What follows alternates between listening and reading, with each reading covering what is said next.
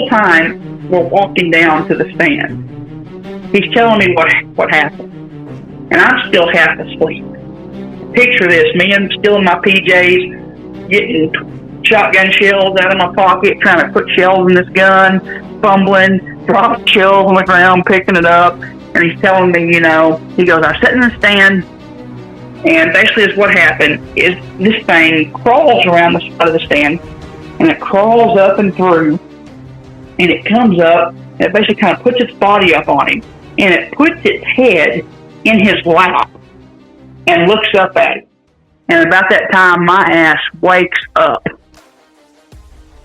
This is the Cryptid Creature Show. I am Brian, and with me, as always, is my co-host Todd. What's up, buddy? Brian, my friend, tonight we have more Dogman encounter. Dogman, yeah. Tonight we're bringing on Shadoe. And Shadoe him and his buddy had a really crazy Dogman experience from what he's told us, and some other things going on with Dogman. Yeah, I'm excited about this one. Man, these things are popping up all over the place, these Dogman encounters, you know what I mean? Mm-hmm. They seem to be getting more and more. I know, it kind of concerns me a little bit. Just saying. Anyway, let's bring Shadoe on and see what happened to him and his buddy. You ready? Yep, let's get him. How you doing tonight, buddy? I'm all right. How are y'all? Good. Doing good, man. Thanks for talking to us tonight. Yeah, I took the day off so I can just kind of catch back up. I needed it. You got to do that every now and then. I know we talked last night for a little bit about some things you've experienced. You're in Oklahoma, is that right? Yes, sir. All right. Well, why don't you just take us into things that happened to you? You can start at the beginning, I guess, what the first thing was, or wherever you want to. Go ahead and tell us what happened. Okay. Well, basically there was two different encounters. Both happened in 2018. The first one happened in August. The second one happened in November. The first, both happened in a place called the Jackport Mountains. You can do some research. There's basically the closest city is McAllister, which is not really that big of a city. It's nothing compared to an Oklahoma City or a Tulsa. But if you go east 15 miles, there's a little town called Hartshorn. And if you go straight south of Hartshorn and you start winding back, you go up into an area called the Jackport Mountains. And it's all, even though obviously there's no mountains in Oklahoma, that's what they call it. And it's just, nothing but just vast forest areas, little bitty tiny homes in between. There's a lot of legends and, rumors and myths about the Jackport Mountains. The biggest one, is that in the 80s, a helicopter was shot down back there because, you really, they say you don't go back there and mess around. Like when you go back there, you go there with your business. You don't go mess around anybody else's area. You go to where you're supposed to go. And the place where we went, I have a best friend since third grade, and this was this is his family's farm, and they have several hundred of acres out there. And we've been going out there since we were little kids. His family's had the property for years upon years and years. I mean, his grandpa was raised out there. That's how long they've had the property. And, out there on the property, there's a little cabin, and it's got electricity and stuff in it. So we'll go out there and we'll set up game systems and we'll game and hang out. And then we'll go out on the property and we'll hunt. And just let you know kind of how far this is, because like some things, you'll get asked, I get asked often, it's like, how come some of the stuff that happened to me, there wasn't pictures taken or, you didn't have this or this? Well, when you go out there, you have to drive almost 30 miles at like 30 miles, 25 to 30 miles, sometimes 40 miles an hour at the fastest. It's just nasty, scraggly, winding, horrible dirt, gravel roads. There's no pavement. It takes forever to get out there. And literally, once you're like 7 miles out of town, there's no phone signal. So I ask all the listeners to keep that in mind. Like, at the time, we didn't just carry our phones around our pockets waiting to see something, take a picture of it. Because if you have no phone signal, there's no need to even have your phone. The phones usually stay up at the cabin because you don't get no signal out there. I mean, you'd probably have to have a pretty advanced satellite phone to get signal out there. I mean, there's like one Wi-Fi provider that gets signal out there, and it's like super expensive. And I mean, it's not even really worth having. So when we go out there, to have a good time, get away from society, wind down, so having our cell phones on us and taking pictures of stuff is the least of our worries. Because more of, you want to get back to nature and like, it's nice, no street lights, no nothing. I mean, when it's dark out there, it's dark, and like his closest neighbor on each side is like 2 to 5 miles on each side. So when you're out there, you're out there. You don't got to worry about, there ain't no traffic coming through. I mean, like the only thing you'll hear every now and then is like the occasional neighbor or somebody driving by the main road on like a 4-wheeler or a truck. Like, it's the closest to nature you're going to get. I mean, you're out there. You're all the way out there. So we get out there, and the first thing happened in August, and we're setting up deer feeders on what you call the field. So when you picture this property, the cabin and the barn and like the pasture around the cabin stuff, that all sets up on like a little hill. And then about a half a mile to a mile away, down the hill at a slope, is what we call the field. You'll hear me reference that. And the field is like, basically it'd be like the hub of the land. It's like this big, wide open kind of field with a few scraggly trees in it. And then from the center of the field basically is where the property takes off in every way. Like, obviously, you can get to all the property from up top of the hill from the cabin, but, all the hunts and everything you do out there all kind of starts when you go down there to the hill and, to the field. And the best way to get to the field, I mean, you can just walk to it from the cabin. You can walk down the slope, or if you got a 4-wheeler or a Can-Am or whatever, side by side, you can drive to it. But, we were setting up deer feeders that day, so we had to take his truck down to the field. And to take his truck down, you got to drive back around on the main road, and you loop around on the main road, and you come up to the side, and there's this little bitty old, talk about like ancient homemade stick gate that you open, and you drive through down a little path, and you come up on the field that way, which is what we did that day. So we're on the field, and we're setting up these deer feeders, and it's what makes what happened so crazy, in my opinion, is that it happened at like 2 or 3 o'clock in the afternoon. I mean, it's broad daylight. I mean, if this happens at, 9, 10 o'clock at night, you can play it off. Or, if we've been drinking or doing drugs or something, you can play off anything you want. You can say, oh, well, I saw this or I saw that. But I mean, he has a real respectable career. He's been this entire time. I've got a pretty solid career, and we can't do those kind of things in our career. So neither one of us are drinkers. And I mean, probably the hardest drug I've ever done is ibuprofen. So, I mean, that's not, the kind of people we are. So, I mean, we saw what we saw. But anyway, we're setting up these deer feeders, and Jason goes, my buddy, he goes, well, why don't we go and we take the path? Because if you go up the field a little bit, there's a giant long ravine, and it'll wind back probably almost 1,000 yards. You can go up through it. It's just a big old giant, dead, dried out creek bed.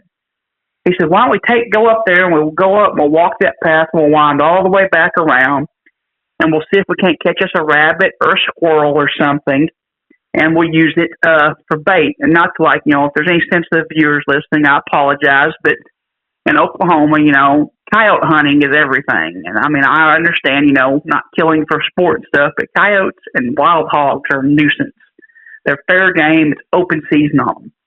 And, I understand, killing a rabbit or a squirrel or something, which they were in season, I know that don't sound right, but I mean, that's what you do. You use bait to bait this stuff in. And, and that's what, his plan was. He said, let's go see if we can catch something, and we'll use it as bait. I'm like, yeah, that's a good idea. And I had 2 really big guns, like really powerful weapons in the truck.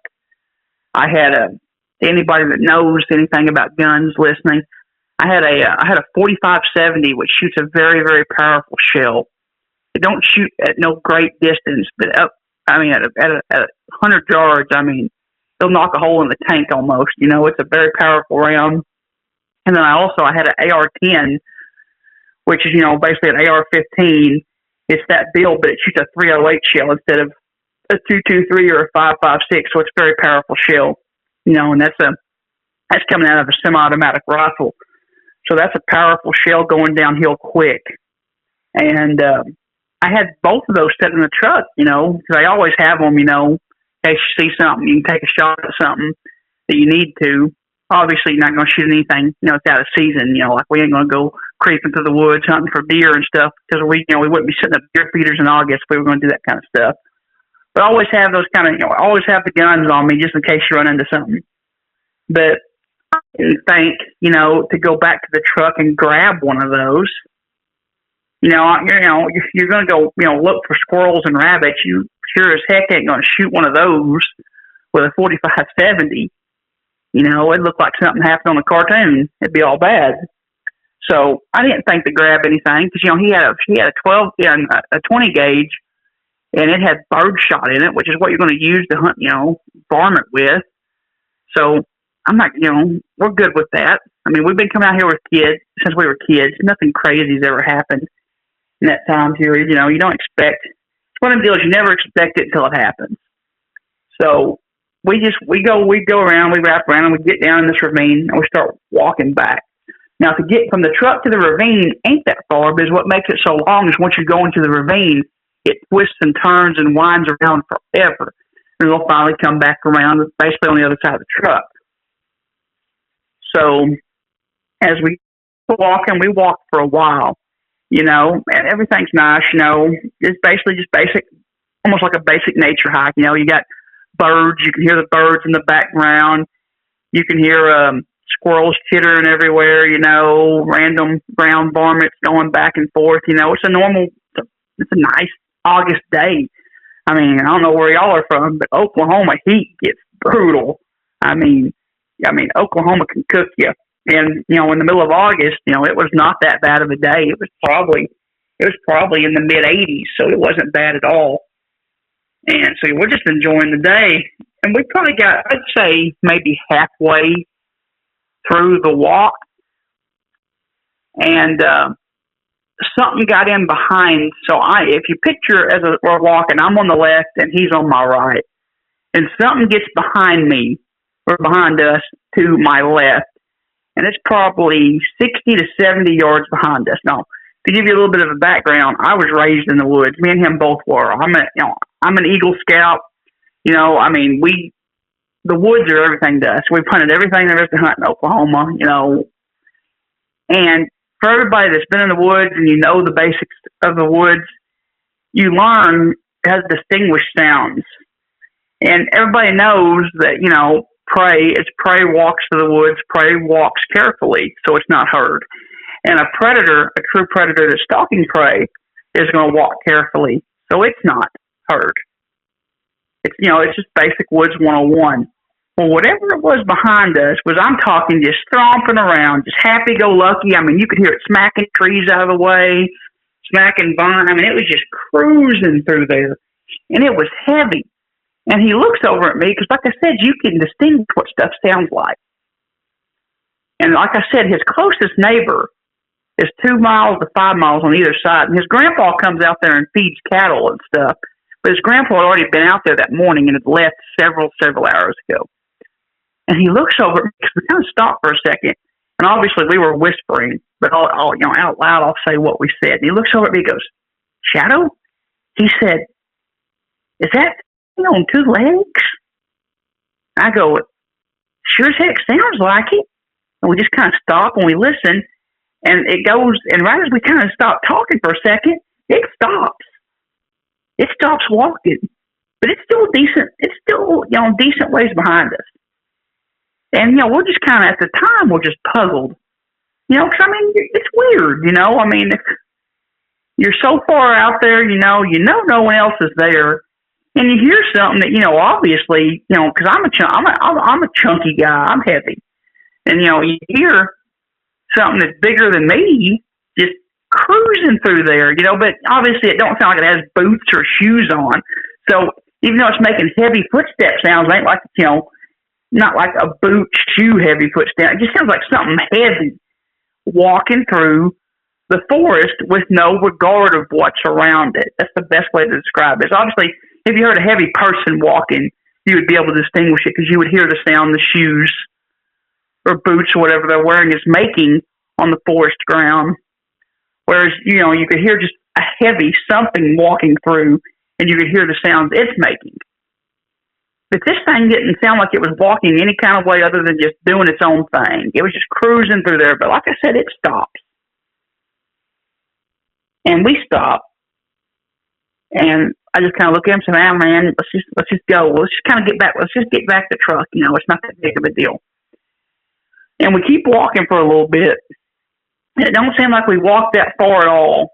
And it just takes off. I mean, this thing just takes off. I'm talking, it just zooms. And it goes from probably, like I said, it's probably, I don't know, there's anywhere between 20 to 60 yards behind us. And this thing, you just hear it just take off hauling. And it just goes. And it gets anywhere from probably 10 to 20 feet from us. And you got to remember, we're going to dry it out like an old creek. So like each side is kind of up. You know, each side's kind of up, and it's thick forest on both sides. The only thing, you know, the trees come up real high, so the only thing you see is the sun kind of coming down. I mean, if the trees grew a little bit farther on either side, it'd be dark in there. I mean, that's how thick the woods are where we're at. Like I said, on each side, it's kind of a little bit of a ledge you got to step down because we're in a dried out creek bed, and we stop when this thing takes off. And once it takes off and it gets to where it's going, it's probably, like I said, between 10 and 20 feet from us, not far at all. And that's when it steps out. And it steps down, and it comes down this little ravine, and it walks. And it walks right in between me and him, not like right between us, like side by side, but like where it was standing at the distance it was right in the middle of where me and him were. And it turns, and it looks at us.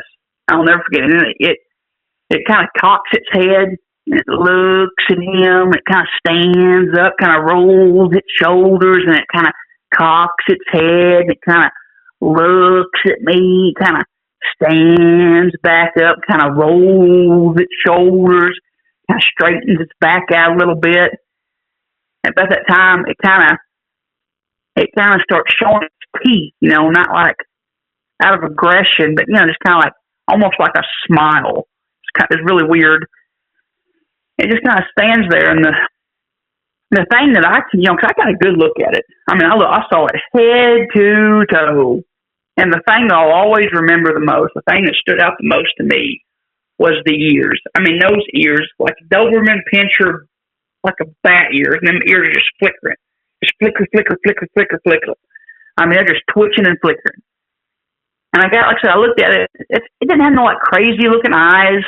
You know, they were kind of like a yellowish amber color. Like they weren't crazy looking. It had a snout, and it was built real well. It was built very well. It was very real. That's the deal. It was very realistic looking. It was super realistic looking. It didn't look like no costume. It didn't look nothing like that. It was built well. Now, my buddy to my right is between 6'2"-ish, 6'3". This thing at the distance looked like it was about maybe the same height as him to a couple inches taller. So it was 6'6" at the most, 6'6", 6'7" at the most, but maybe 6'4", 6'3" at the shortest. And it was healthy looking. So I would say it would probably have weighed between, I'd give it 240 and 280.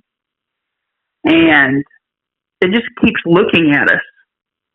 And it kind of, probably maybe 30, 40 seconds at the most, maybe a minute. But when that's happening, man, it seems like an eternity.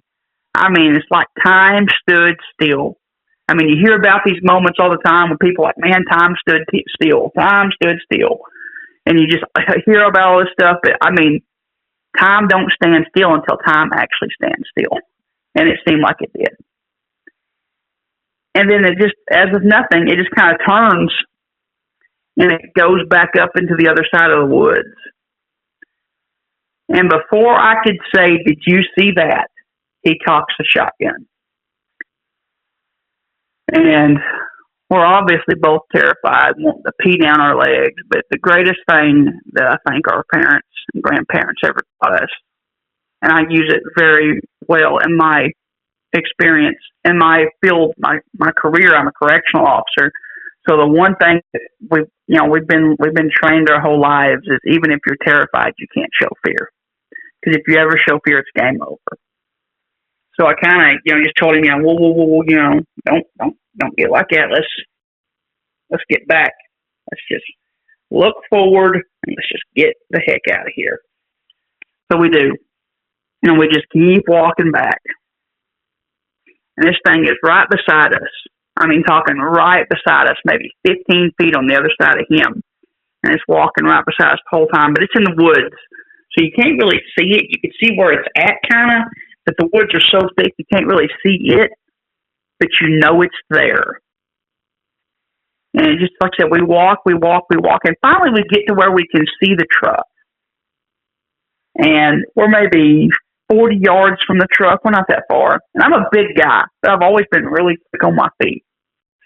And this is where you talk about terrified. You talk about getting real. I mean, the hair on the back of my neck's about to stand up when I tell you this.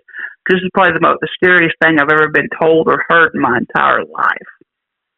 It's my best friend. I mean, we've been best friends since third grade. We're everything. I mean, we do everything together. In May, we spent 10 days in Europe. I mean, we've been to Vegas together, Mexico. Like one don't operate without the other. I mean, it's a friendship that will transcend time. And he looks at me, and he goes,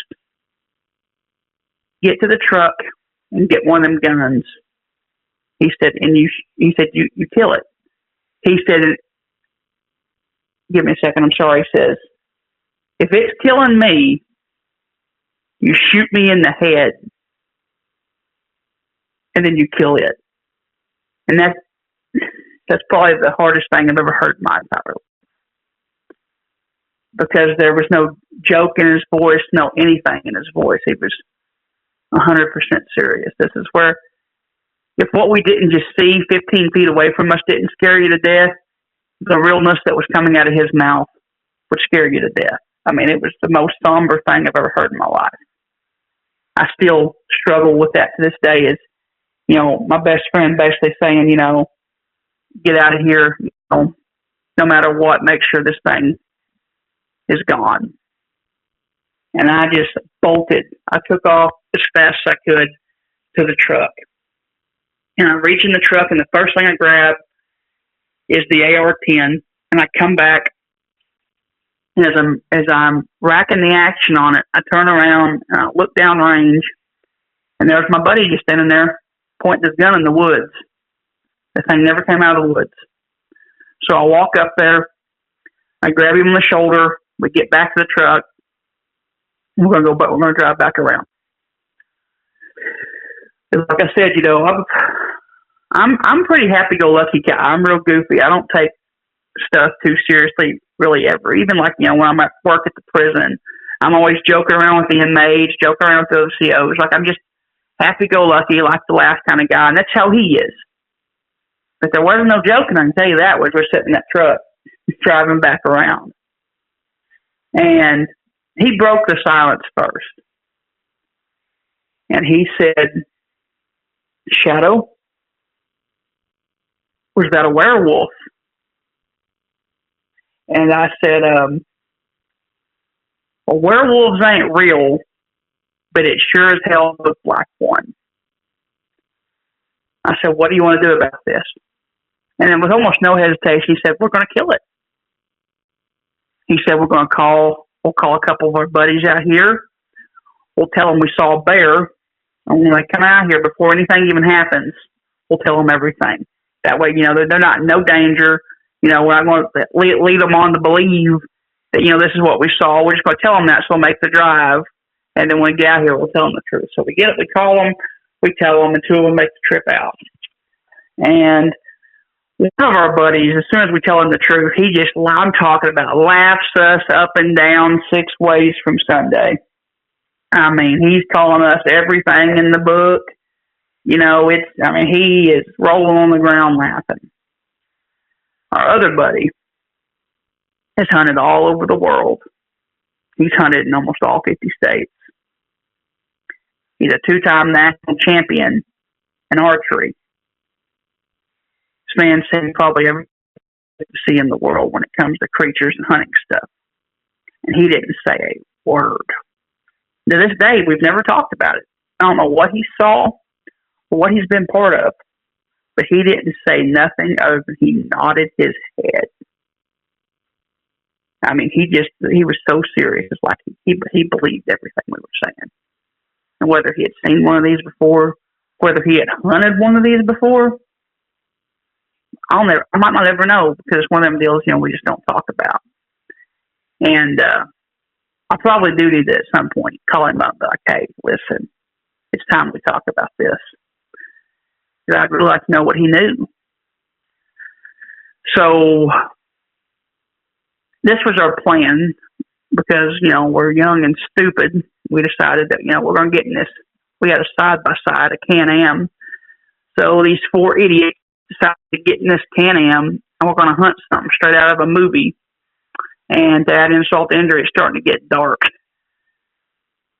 So you got four idiots with very high-powered weapons, and we're about to go hunt something straight out of a movie at night. So much could have and should have went wrong, but obviously I'm still here telling this story, so it didn't. But here's where the story gets a little crazy. It's right as we're loading up, getting ready to go hunt this thing, we start hearing coyotes, and we can hear them down from the field. And you can always hear the way coyotes chirp and chip. You can always tell if they're playing with each other, or you can always kind of tell what they're doing. But the sound these things were making, they were fighting something, and they were losing. So, man, we hop in the Can-Am, and we just speed down there. It's kind of starting. It's almost dark by then, So you're basically using the headlight, spotlights and stuff. And I'll never forget this scene. I'll never forget this image until the day I die. This is forever etched in my brain. And I imagine just me speaking these words to you will etch them into your brain. As we see a pack, maybe between 6 and 10 coyotes. And they are slaughtered. I'm talking, you picture grade A horror movie slaughtered. I mean, they are torn to hell. There is blood and gut, eyeballs, fur everywhere. One of them literally looked like it had jumped in the air and something caught it and pulled it in half. Half of its body was right there, half of its body was right there. One of the sickest things I've ever seen in my life. Fear started setting in at that point. But we were already too far gone. We had to keep going. So we get back in the Can-Am and we start going down trails. Because at this point we're on the field. We start taking the trails from the field, starting searching the property. And I'm a firm believer that humans, any creature at that matter, I believe we all have what it's called the sixth sense. Like when you wake up at 3 a.m, something's watching you. When you're in public and you get that weird feeling and you look, someone's looking at you, we know. We all have that feeling. And it's like you just know when something is looking at you and when something's watching you. And the whole time we were in that Can-Am, driving through the woods looking for this thing, I had that feeling, but it was a more scarier feeling, like a more amped up version of that. It was one of those feelings you just knew. You could just feel it. You just knew it was right there, like it could just reach out and touch you. But we never saw it that night. I mean, we looked, and I mean, we stayed in those woods probably from, I would say, 8:39. We was probably out there till midnight, 1 o'clock. I mean, we looked all over, just trying to find it. And one thing I can tell you, we never heard, when you think about looking back at it, and that's one thing we was wanting to try to hear. We kept waiting for it to, because we kept thinking, werewolf. We wanted to hear this thing howl. That's how we were going to find it. We were going to hear it howl. That or start fighting something else like it did those coyotes, but it didn't. We never heard a howl. We never heard trees get thrown down or anything like that. It was just, the coyotes, I guess maybe once it fought those coyotes, it might have been done for the night and it might have just went somewhere else. But I don't think that. I mean, I think it watched us the whole time. I think it went everywhere we went that night. I felt like it was right there with us. And that's where that one ends. And the second encounter, which if you didn't think that was crazy, second one gets nuttier. Because the second happened the opening day of rifle season in November. It was just me and my best friend. We go out, and see, he still went out consistently. Because they have horses and cattle and stuff out there.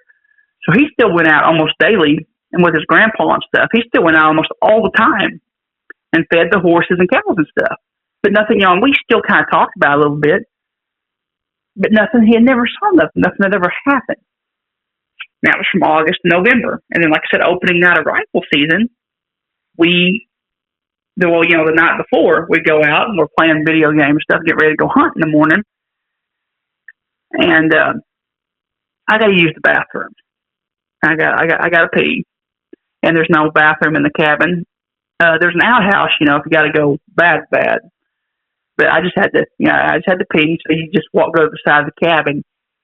So I go to the side of the cabin, and I'm doing my business, and I don't know why, but I look up and see on the other side of the cabin, there's this big kind of pasture. They used to keep pigs and stuff in, so they call it the hog pasture. And on the other side of the hog pasture, basically kind of, it's got a little fence. That's what the property takes off that way. So it's all forested woods. I don't know what possessed me to look up, but I look up. And sure as hell, on the other side of the hog pasture, kind of holding on to a tree, looking from around the tree, is this creature. And it's just, especially you talk about, it's funny, you talk about getting caught with your stuff in your hand. That's kind of the feeling you have. And I just I look at it. Like I said, it's from where I stand, the other side of the hog pasture. It's a good little distance. I mean, it's 80, 90 yards, but I can still see what I can see. I mean, you can see this thing. The thing was too damn big not to recognize it at 90 yards to 100 yards. You could clear as day see what it was. And, there was still about an hour and a half of daylight left, so I got a good look at it. But like I said, it was just kind of hanging out from around the tree, so I just basically saw the top half of it, and it, it has claws where it kind of wrapped around the tree. Well, I just kind of go back in, and I just kind of, zip up my pants, I go back in the cabin, I don't say nothing. I just grab my controller, and I act like I'm going to just keep playing the game. Well, in the cabin, on that side of the cabin, there's a window you can look out. I guess my buddy looked out that window. And he just looks over at me and he goes, I'm going to get a deer tomorrow. He said, I'm going to kill a deer. He said, I'm killing a deer. So we keep playing, and then, we wind the night down, we go to bed. And see, I'm a real lazy hunter. I'm lazy. I'm just a lazy person. And so I'll wake up. When I wake up, it'll already be daylight. I'll go romp around the woods, and if I find something cool, if not cool. But my buddy, he's dedicated. I'm talking, he is before the crack of dawn, down in his stand, ready to rock.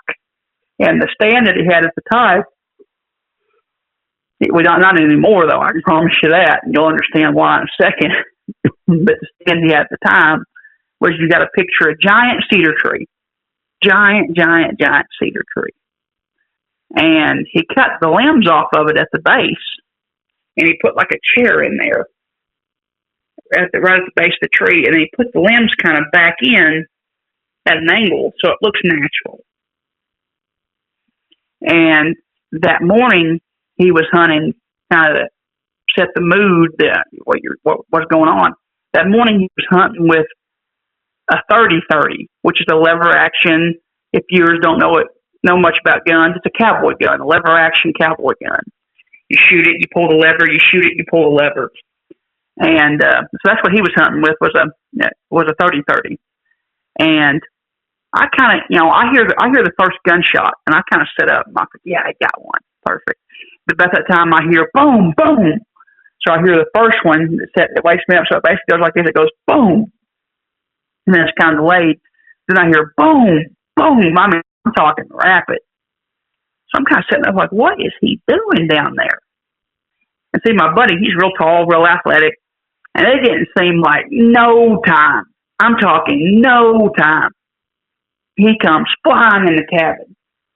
And he goes, it's back. He's belligerent. You can't understand him. He's sitting there, get the gun, it's back, it's back, it's back. Now he's saying, get the gun. You're sitting there listening to say this, and you're like, get the gun?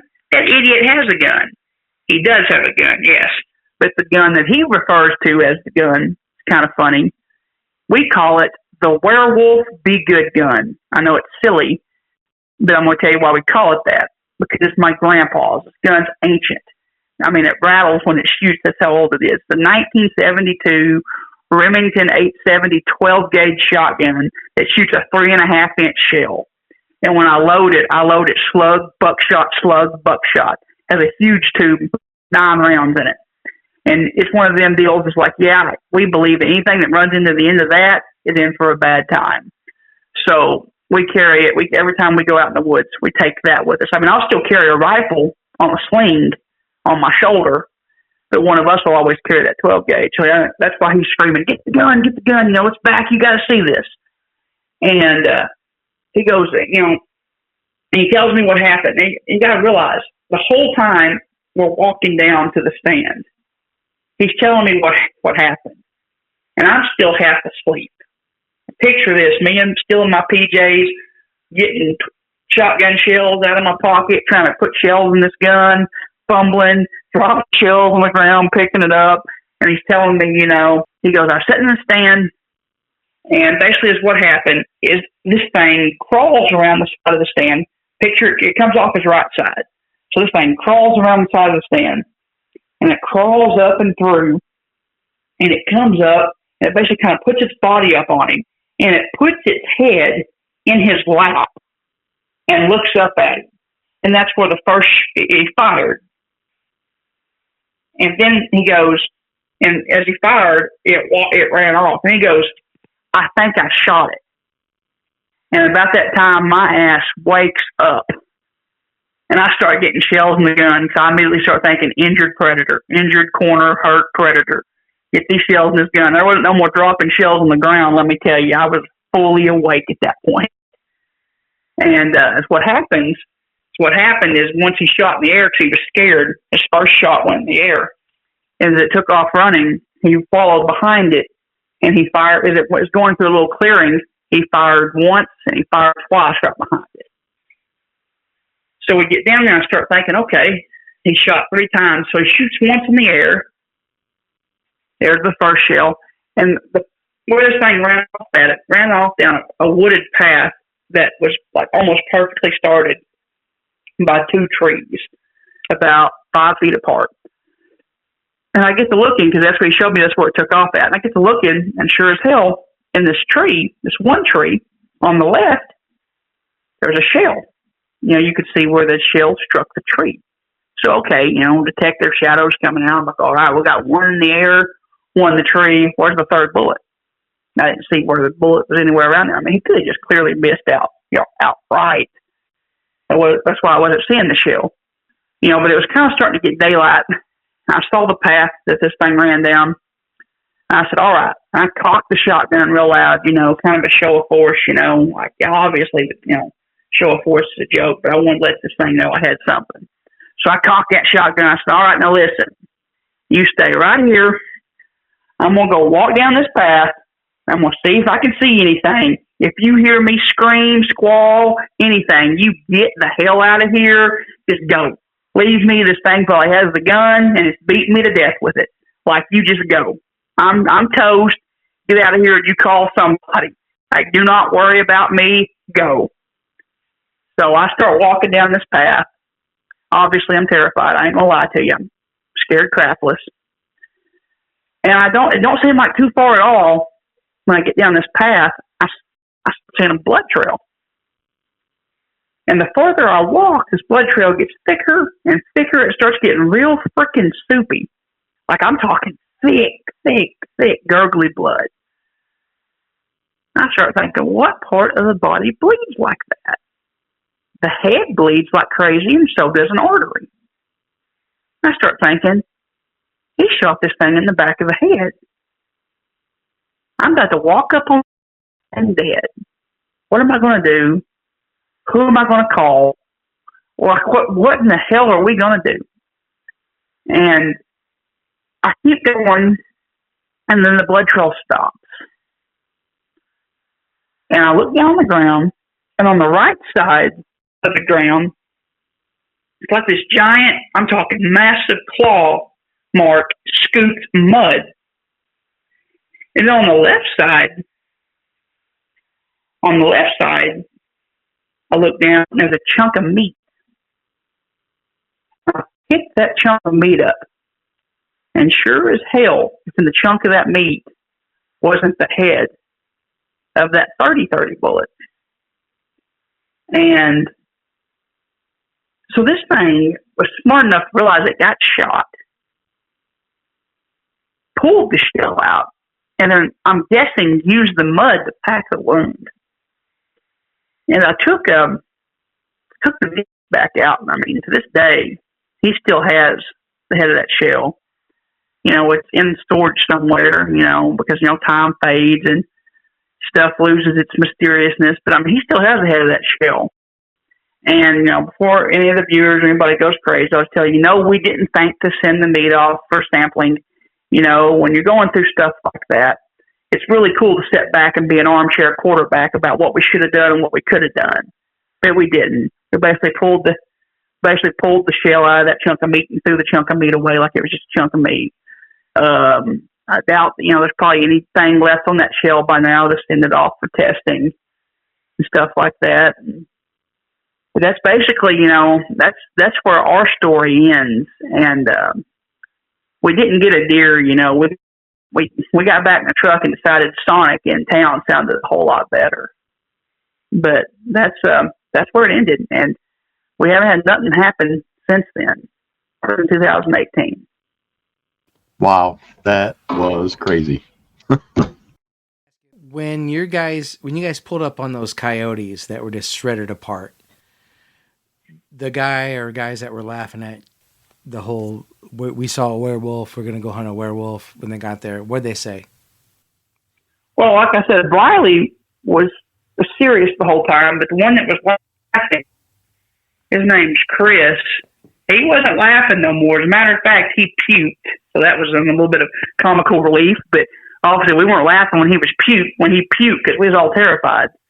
But I mean, if that wasn't something's out here kind of moment, I imagine that probably put some get right in him. Yeah, definitely. What the heck do you think these things are, man? Well, the best way to describe what I saw was the best way you can do is you can go on Google and you can look up the Van Helsing werewolf and you look up the black werewolf that he turns into. And it looked just like that, but not as Hollywood. Because you know how Hollywood is going to do with werewolves. They're going to make them look like these supernatural creatures, you know. So it wasn't near as big as him. It wasn't near as buff as him. And, you know, I'm very realistic, you know. Like, I don't believe in, like, you know, I mean, I believe in cryptids and stuff now to a certain extent. But I'm still, in the day, I'm still one of them. You have to show it to me. You got to prove it to me to believe it. So it's how I wrap my mind around it is the fact that a man can turn into a wolf. There's nothing scientific about that. There's no science that could ever support that. You know, rituals, you know, skinning a child, skinning a wolf, wearing the skin of a wolf will turn you into this creature. I don't believe that, and I never will. There's no science behind that. But the fact that something's been left alone in the woods, because, you know, this earth's older than we are, and there's stuff that's been out there before us, and there's stuff that's going to be out there after us. And you got to look at how much of Yellowstone National Park right here in our backyard has never been seen by human eyes. How much of the Amazon rainforest has never been seen by human eyes. Like 99.6% of the ocean's never been explored. So there's stuff right here with us, living with us in harmony. You know, that like it's there and it's always been here. And, you know, it's going to be here. You know, the reason why, you know, you don't hear, in my opinion, you don't hear more about this. Think of all the hunters. Think of all the millions and millions of hunters that go in the woods every year. And almost everybody that hunts is a respectable member of society. So there's no telling all the stuff that's been seen that these dudes ain't coming back and saying shit about. Because they don't want people to think they're crazy. Like, I'm a correctional officer. I'm not going to go around telling this stuff. Because they're going to have me in a straitjacket. You know, my best friend, he has a very respectable career. Both my friends with me have super respectable careers. Now, I'm not saying people that see these things and tell these stories are crazy, but this just ain't something to go around talking about. I don't share this very often. I mean, and that's why I rationalize it in this way, is the fact that this is a real creature. I mean, he shot this thing and it bled. So it's obviously flesh and blood. You know, it's not something that, you know, some wizard off of, you know, Lord of the Rings created to come eat us. This thing is, you know, flesh and blood, and whatever they are have been here for a while and are going to be here for a while. So did you, I mean, this thing, obviously, the first time you saw it could have shredded both of you. Yeah. Do you think maybe he was just curious, trying to figure out what you were and what you were doing? And sizing you up? Or... So here's one thing that we've kind of theorized about it is, you know, after this, you know, I kind of learned, you know, this creature is called, you know, the more I learned about it in the last few years, they call these things Dogmen. And, you know, and I've listened to several stories of these things. There's a lot of people that tell stories, you know, and you can tell they're just blowing hot smoke up your butt. People like me that they tell you this story, and people have no reason to make this up. I have no reason to come in here and talk to y'all and tell y'all this. But, you know, the one thing that I can take the most of the people that I think I can believe from this is these things get big, like big. As far as these things get like 9, 10 feet tall, I don't believe that. But I definitely believe, you know, these things can get, I would say, 7, 8 feet tall. And the one we saw wasn't super big. So the biggest thing that obviously I'm no, you know, veterinarian, I'm no expert on these things. But what I can tell is obviously it didn't shred us like you said when it first saw us, and it didn't attack him when it had its head in his lap. And even after he shot it, it didn't turn around and come attack us. And I feel like a damn adult one would have. I feel like I think it'd have been all bad if it was an adult one. So the biggest thing that I think it was a juvenile. I think it was just a puppy. You know, I think it was curious. And even after we shot it, you know, I think you know, that's why, you know, I think that's why it put its head in his lap. You know, my buddy, when he hunts, he's a snacker. He always has like beef jerky and honey buns and gummy bears and crap in his jacket. And I wouldn't be surprised if he was sitting there eating a stick of beef jerky while he was waiting on a deer to come in, and this thing smelt it and came in. And like, you know, obviously it didn't want its head scratched or something. It was just curious that it smelt something different. But I mean, I think it was young and curious. Cause I mean, I feel like an adult one of these, if you shot it and didn't kill it, it would be bad.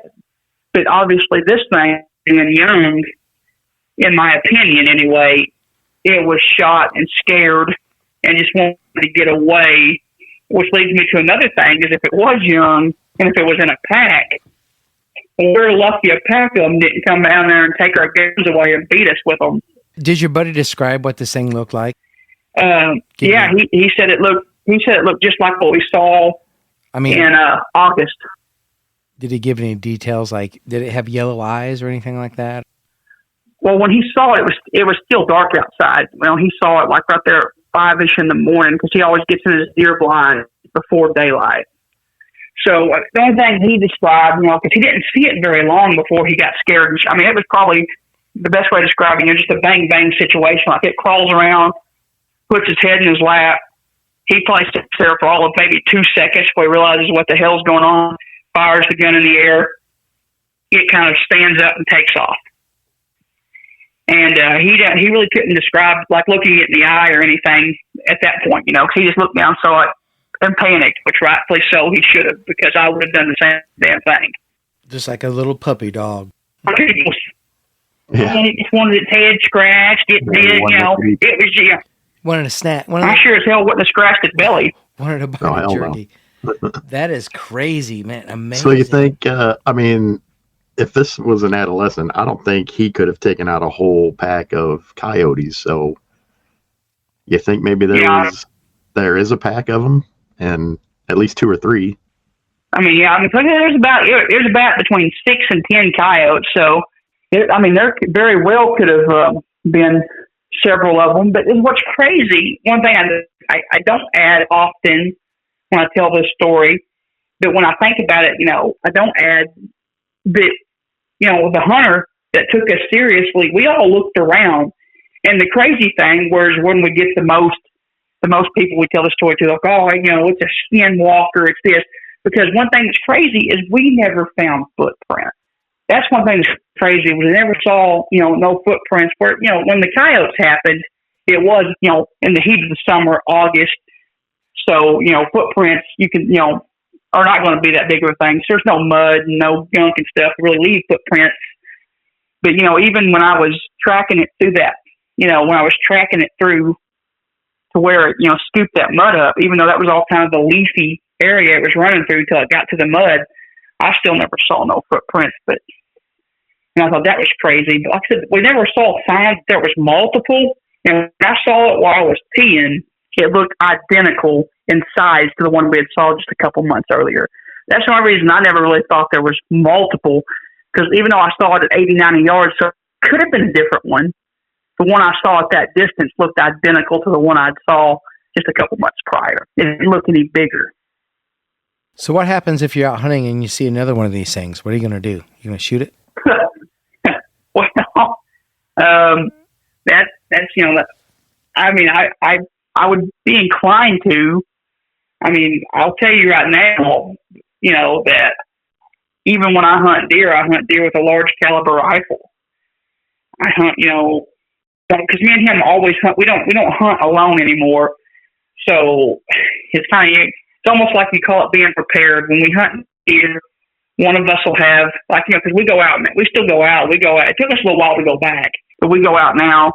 So we hunt legally though. Like in archery season, we only hunt deer with a bow. But you better believe he has a bow and I have basically a bazooka. One of us will hunt the deer and the other one has, something ready to fight an army with. And it's the same way when we hunt deer with rifle. One of us will have like a 270, or basically a caliber of gun meant to hunt a deer with. And then the other one will have a very large rifle. We have, when we hunt now, last season we were out, we usually hunt, he has a real nice 270 he hunts deer with, and I, this last season, he had a 270 when we was in the deer stand, and I had a 4570 that had a 6-round magazine on it, and 6 rounds of 4570 is a lot. So, Shadoe, I know you're a religious man. Hand on the Bible, are werewolves real? Werewolves ain't real, but dogmen are. What's the difference? Because this thing don't turn back into a man when it gets done running around the woods. Okay, that makes sense. I believe that. Yeah. This thing's the exact same thing 24 hours a day. Well, we appreciate you being on tonight, man. You have an awesome story and encounters. Yeah, that was great. I hope you never see it again, but if you do, just make sure you're carrying that big ass shotgun. Yeah, we got a few things, in line. And another thing is we actually we hunt with cameras on us now. In case this ever happens again, we ain't gonna be cold crazy. Cool. Nice. Well, if you guys run into something, which you might, I hope you don't. Yeah. Or maybe I hope you do. Please reach out to us and tell us what's going on over there. Well, just know, and viewers out there, just know that we aren't, Mr. Crocker from the Fairly Odd Parents. We ain't out there actively trying to look for this thing, and we always hunt safely. We always hunt together, and we don't go out in the woods with weird intentions. We go out there to, be in the woods and enjoy nature and come home safely. We don't go out there trying to be crazy and sacrifice a dogman to the god. Right on, brother. Sounds good, man. Good. All right. Well, take care, and thanks for being here with us tonight. Again, if you see something happens, get a hold of us, please. Yeah. Thanks, gentlemen. All right. We appreciate it. Take care, Shadoe. Thanks, Shadoe. Can you imagine sitting in a stand and having, forget a dog, man, a wolf, anything, a coyote. Yeah, stick his head in there. How did that guy even, I don't know. Not shit his pants. I don't know, I would have. I mean, that thing just like, hey, what's going on? You know, it's amazing. I wonder if it like had been watching that deer stand before. Maybe watched that guy crawl into it, was curious. I don't know if these things are curious. Are they dangerous? Are they both? What, you know, I'm learning to accept the fact that they're real because we've heard so many encounters. I'm guessing the one they encountered was a young one, so I don't. And he was curious, I think. That's all that was. But, yeah, that's what they were saying too. So, yeah. Anyway, terrifying. It is still, yeah. You know, I want to think these things are like. I want to think these things are not dangerous. You know, like Bigfoot, we kind of think aren't dangerous, but unless provoked, obviously. They're built. They're built for killing. They're killing machines. They're built wild animals. Anyway, it was great having Shadoe on and hearing that. Crazy, scary awesome experience. I probably won't sleep tonight. So, thanks a lot for that, Shadoe. And, yeah. And listeners, thanks you guys as always. We appreciate it. We hope you're enjoying these shows. If there's any questions, comments, concerns you guys want to talk to us about, like to see us do something different, like to have some different kind of guests on, you want to share your encounter, you want to talk to us, email us, info@cryptidcreatures.co, or go on our website, cryptidcreatures.net. Get a hold of us. We'd love to hear get us anyway. I mean, message Instagram, us on Facebook. Yeah. Join our Facebook group page. Say hello. We'd love to hear from you. X. Get us on X. We're everywhere. TikTok somewhere, somehow. I don't know. Yeah. We're everywhere. Ryan, my friend, great hanging out with you as always, sir. Always fun, man. Always learning. All right. Looking forward to the next show, and I appreciate you. We'll see you next time. Let's get out of here. What do you say? Yep. See ya.